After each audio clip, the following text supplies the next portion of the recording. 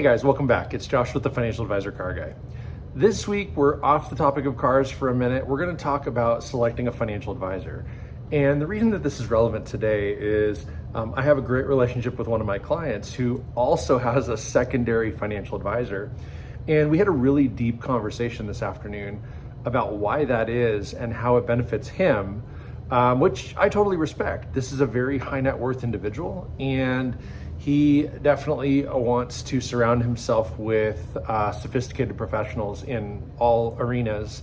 And when it comes to planning for his future, he just wants to be extra prepared. So I'll kind of paint the picture. I've known this guy for almost, I'll say 16 or 17 years, maybe even a little bit longer than that. It could be closer to 20. But as long as I've been doing what I do now, he's worked with me. And so he's been a client for 7 or 8 years now. And all the while I knew he had this pretty large 7-figure portfolio outside of my office with another brokerage firm, to whatever that looks like. So, we have recently migrated our financial planning software to a newer, better, more upgraded kind of software. And with that, I wanted to give him the best report possible, right? As I do for all my clients. And so I explained to him, I said, listen, the more transparent you can be with me, the better the report will come out, because it'll have more actual factual knowledge and information into it. So he thought that was a great idea. So he sourced some statements for me, and I'd asked for these statements in the past because I've always been curious. But really for this new software, I explained to him, I said, in these other accounts, if you have similar stock or mutual funds that I'm investing you in, I need to know that, because if there's too much redundancy, it increases the risk, and we don't necessarily want to bear any additional risk that we don't already know about or want to take. So it's really important that I know what your other holdings are so that I can adjust accordingly, or you can adjust the other account accordingly, should you need to. So again, he totally bought into that, thought, yeah, that's a great idea. It took him a couple of months, maybe 3 or 4, to eventually send me the statements. But I got them a couple days ago.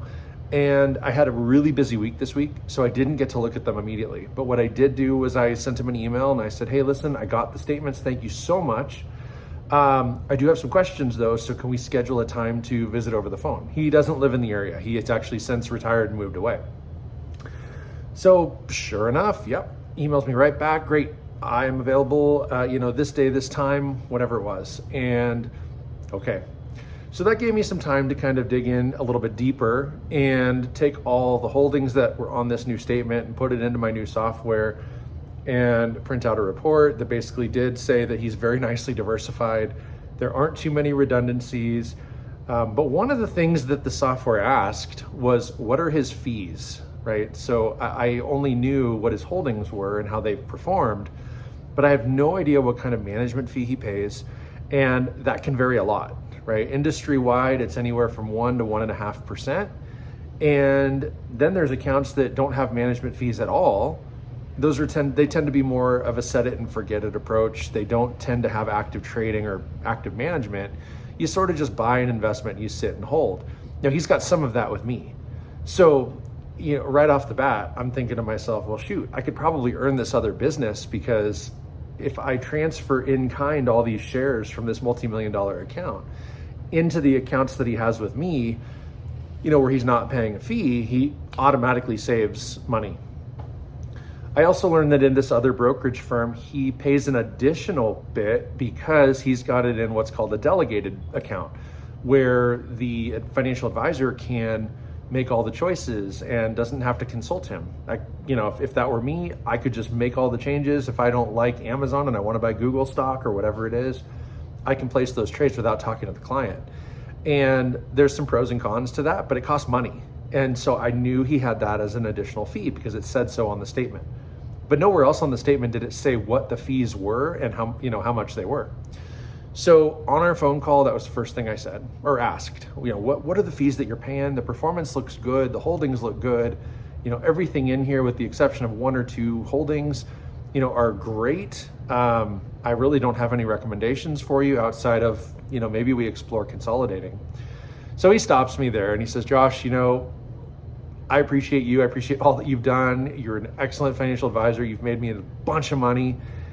But I got to tell you, my wife and I have been talking about this. And at this point, we're just not going to pull those assets away from the other guy. And I said, no, I understand. That's okay. So he goes, well, just in case you don't, let me tell you a little bit more. So he tells me, he says, yeah, so I started with this firm 30 plus years ago. I worked with the advisor there for a bunch of years. He'd built a plan. I was funding it. Things were going well until it wasn't. Something changed. And I'm speculating this must have been 2008. But he said my financial advisor committed suicide. So there's a long pause. He goes, so the accounts transitioned to his business partner. And at that point, we started working with him, and we have been ever since. Now, he said, yeah, we have a great working relationship. Things are good. He's a great guy. He's a great advisor. He knows us. He knows our circumstance and our situation. He knows how I like this money managed. I really don't have anything bad to say about the guy. And I said, no, that's good. I'm glad you don't, right? I mean, it'd be a problem if you did. We probably would have moved this money years ago if he had a problem with the guy. So I sort of expected this. But he basically said, at this point, we kind of like the idea of having two financial advisors in our pocket because, your perspective might have us do one thing, his perspective may have another.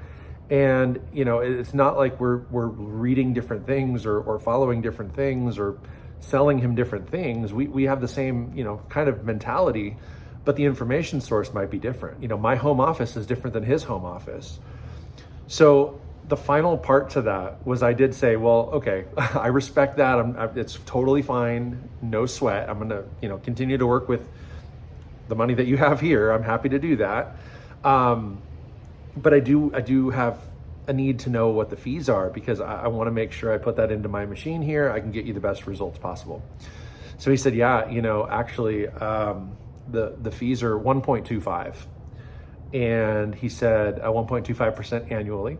And he said at $2 million, which he's like he'll probably hit it at the end of the month, very close to it. He said at 2 million, it goes up to 1.5. I'm like, man, 1.5. I'm thinking, and this is speculating, and if you're watching this video, I'm not sure. I'm guessing it's 1.5 now, and at 2 million, it drops to 1.25, not 1.25 now, and it goes to 1.15. It shouldn't go up over time. Generally, the more assets you have, it goes down.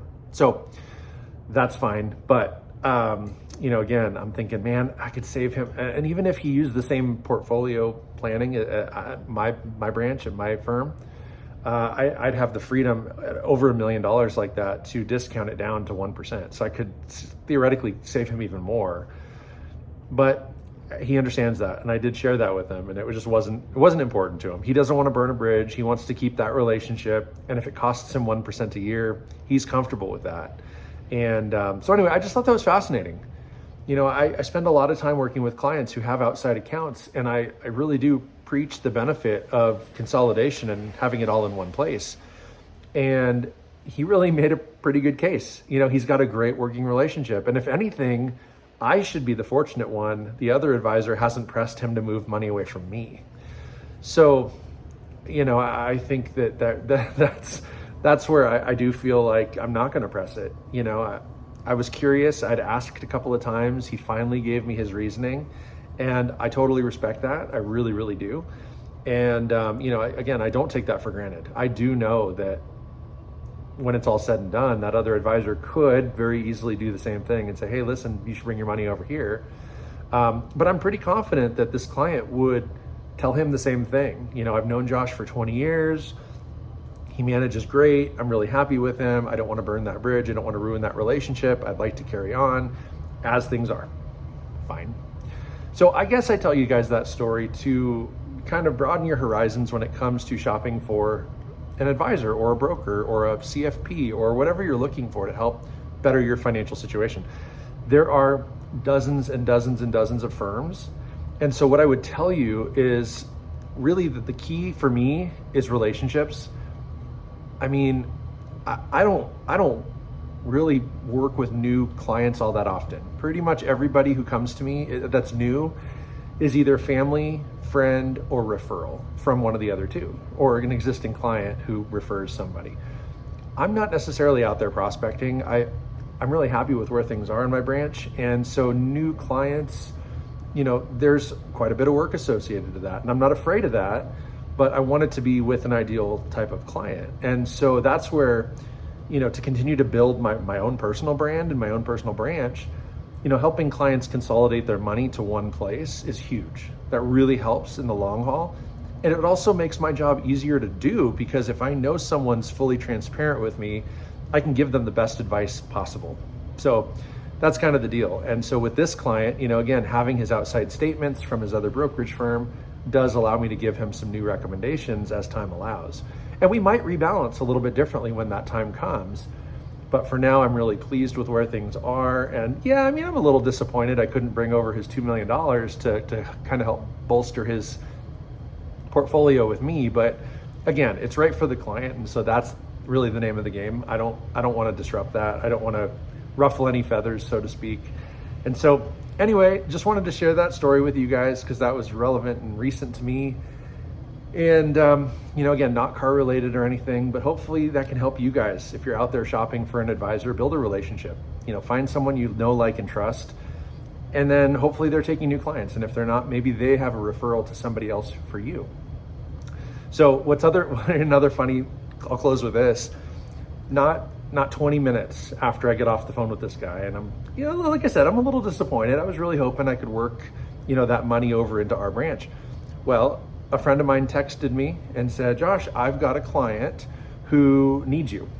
He's got $1 million and he's going through some stuff. He really needs some guidance and a plan. I'm giving him your name and number, and hopefully he reaches out Monday. So there you go. One door closes, another door opens. So kind of exciting, and that's always helpful. But again, a referral, it's not somebody I'm prospecting or knocking on their door or, walking into their business. This is somebody who is coming to me because someone they'd like, know, and trust referred me, who knows, likes, and trusts me. So that's the way the world works best. But anyway, that's all I got for you guys this week. Hopefully you're having a great one. Make sure that you like, subscribe, hit that notification bell, and most importantly, remember, may every investment you make be a good one. Till next time.